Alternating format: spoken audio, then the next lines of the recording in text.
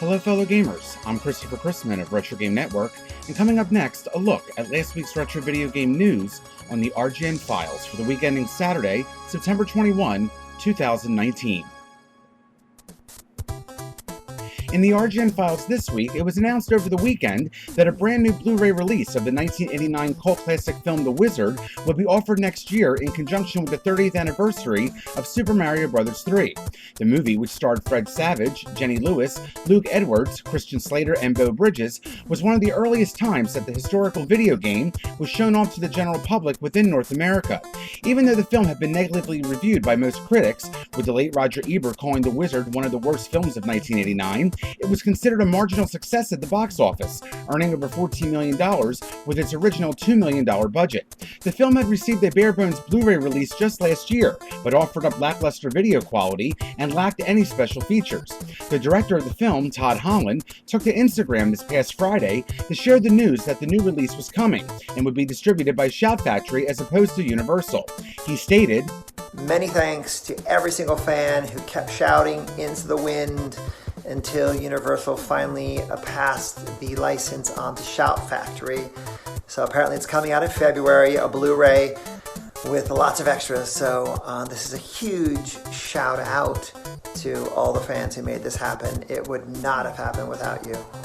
While it had been confirmed by Holland that the new release would include a feature-length commentary and some form of documentary, there have been no additional details made available on if any previous cast members would be taking part in the release, or what other features may be included. The new Blu-ray is scheduled to be released in February of 2020, which coincides with the 30th anniversary of the North American release of Super Mario Bros. 3. It would be very easy for all modern video game platforms to flat out abandon discs, cartridges, and other forms of physical media. While this is sometimes the intention by publishers, there are certain cases where the direction has changed. Square Enix has announced that they will offer up a physical Nintendo Switch cartridge containing both Final Fantasy VII and Final Fantasy VIII Remastered on the same package. It had been previously reported directly from Square Enix that the recently released remastering of Final Fantasy VIII was going to exclusively be released digitally. However, PlayAsia had previously hinted at a physical PS4 release of the game. While Square Enix has changed their minds on releasing the game on a medium that can physically be held in your hand, the company has only officially confirmed the release within Asian countries at the present time. It is unknown if the collection would reach gamers in Japan or North America, nor if the Final Fantasy games would get the physical treatment on other platforms. The new set of two games, which were originally released for the Sony PlayStation back in 1997 and 1999, will retain its original English and language Japanese dialogue options, which will make it easy to play by both native English or Japanese speakers. This is a reminder that Nintendo Switch consoles are not region-locked, so games from another country will play on American systems, meaning that the game can easily be imported by gamers that wish to play the games outside of Asia. No official release timeframe or pricing information has been made available to the public at this time. This past Thursday, Sega officially released their highly anticipated Genesis and Mega Drive Minis to consumers worldwide. The system is the latest to be available in the throwback console market, which offer up a collection of retro games in a single plug-and-play package. Originally, the Genesis Mini was slated to be released in conjunction with the 30th anniversary of the Mega Drive in Japan. However, the device was delayed after the company had decided against working with AT-Games to assist in developing the product. Ultimately, Sega decided to produce the project in-house. The console includes 42 games from the company's 16-bit library, which vary depending on the region you live in. The Genesis Mini features a standard HDMI video output, which provides a maximum of 720p resolution, alongside of the Save Anywhere feature for instantaneous save state compatibility. Unlike the previously sold Genesis Flashback from AT-Games a few years ago, the Genesis Mini does not include a cartridge slot for existing physical cartridge collections. The package includes the device itself, alongside of two full-size original-style controllers, offering the original 3-button configuration in North America and the 6-button variant being offered in Japan.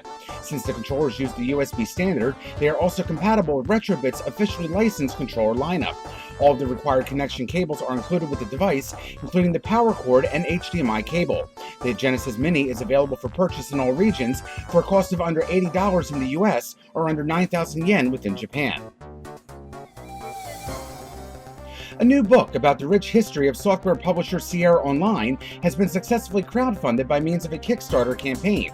The new book, entitled The Sierra Adventure, The Story of Sierra Online, comes to us from Australian game developer Sean Mills, a developer of classic-style adventure games for Infamous Quests, a company that he himself co-founded. The product came to be when Mills was looking for a book to read about the company and then discovered that one simply did not exist. The author was able to get into contact with talent from the successful times of Sierra and has incorporated these interviews into the book.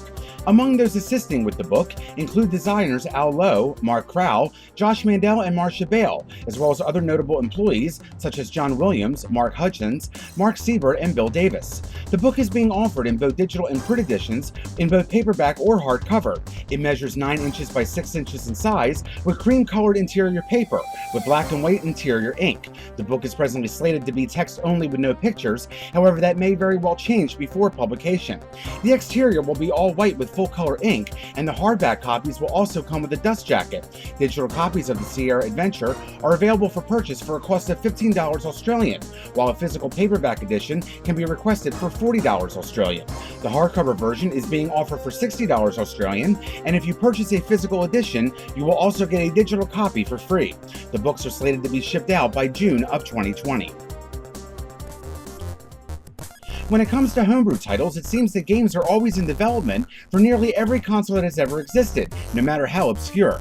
A new game called Assembloids is currently in the works for a very unusual handheld device known as the Watera Supervision, which was a short-lived competitor to the Nintendo Game Boy in the early 1990s. For those unfamiliar with the system, it offered up a monochrome display with 4 different shades of gray and a 160 by 160 grid. Unlike the Game Boy, it had the ability to be plugged in directly to a television set, which would not only offer a larger picture, but 4 shades of color as well. The console offered a total of 66 games during its original lifespan, which were all developed between 1991 and 1992. The player's goal in Assembloids is to assemble a variety of faces using tiles that are dropped in the central window, moving them to adjacent tiles by pushing the controller in the corresponding direction before the time runs out. There are 4 different faces consisting of 4 tiles each, and more points are awarded for creating faces using the matching tile sets. In addition, the gameplay speeds up as the game progresses as well. The game itself, however, is not new, as it has been ported to a variety of platforms over the past decade, with versions being created for the Atari VCS and 8-bit computer series, the Commodore 64, MSX-based computers, and Roku streaming devices. There's currently no word on when this homebrew would be completed, and while some of the previous editions were released physically, it is unknown if physical cartridges for the Supervision port would ultimately be created. Hasbro has released a new edition of the popular Monopoly board game that takes place in the world of Sonic the Hedgehog. Monopoly Gamer Sonic the Hedgehog Edition replaces the traditional thimble or wheelbarrow tokens with characters from the Sega franchise, including Sonic, Tails, Amy, and Knuckles. Plus, instead of buying locations based on the streets of Atlantic City, you race around the board purchasing Sonic-themed properties such as Planet Wisp and Rooftop Run. Pass and Go activates a boss fight between the players, and after the final boss fight has completed, the player with the highest score wins the game. Instead of the standard 2-dice gameplay, this version of Monopoly offers a single die that is numbered between 2 and 7, offering faster movement around the board, helping the game progress faster than usual. When you purchase the game, you get the game board itself, alongside of the character tokens, 4 character cards, 4 reminder cards, 8 boss cards, and 16 token deed cards. You also get 8 Chaos tokens, 7 Chaos Emerald tokens, and a single Master Emerald token, all which help with the boss battles that are found within gameplay. The game comes with a single number die as well as a boost die, 90 cardboard rings, and an instructional manual.